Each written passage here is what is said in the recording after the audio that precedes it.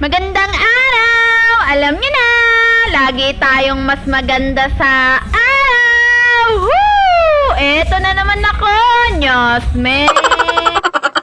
Anyways, nung Tuesday Zumba session pa nga namin yan, syempre habang inaantay pa nga namin yung ibang tropa at yung aming mga coaches, nagchichika-chika nga muna kami dyan at nagbibidyo-video na nga rin bago pa maging haggard, Nyosme!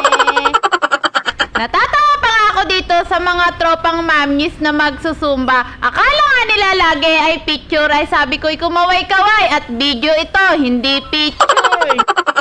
Nakakatuwa nga talaga at nakakasalamuha ko na itong mga mababait na mga mamis na to. Samantalang dati halos wala nga akong kilala dito sa Batas dahil lagi nga lang akong bahay at trabaho kahit ilang taon na nga ako dito sa Batas. Ngayon nga ay napakadami ko na nga ang kakilala at napakadami ko na nga ring tropa at napakasaya rin naman silang maging tropa. Woo! Nakakawala rin talaga ng stress kapag nakakasalamuha mo itong mga katulad mong nanay na kahit maghapon nga ay busy-busy rin sa mga kanya-kanyang gawain ay nakukuha pa nga nilang magsumba at enjoy ang pagsusumba. Anyways, maya-maya pa nga ay dumating na ang aming mga coaches. Ayan si Coach Lay na galing pa nga yan sa school at kasama nga niya si Coach RK. Kaninang umagang ganap nga yan dahil namamasada nga yung Mr. ko at sumasabay nga lang din ako sa mga pasahero niya. Naisakay nga niya yung kamag-anak ng biyanan ko at papunta nga dito sa piyestahan. Dito lang sa kabilang barangay namin. Kaya sumama na nga rin kami at nakapag-agahan na nga rin bago pa pumasok. Happy Fiesta, Barangay Kalubkob at Litlit.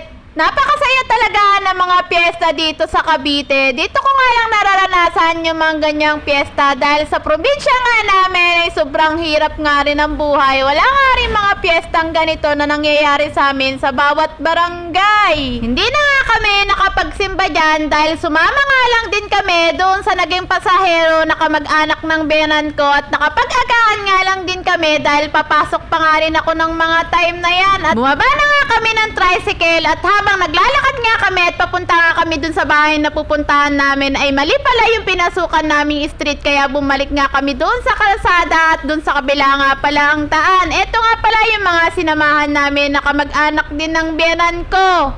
Grabe, pag piyesta talaga dito sa Cavite ay napakadami din talagang tinda. Sigurado kapag kasama mo yung mga anak mo, hihilata kapag hindi mo nabili sa dami ng mga bilihin.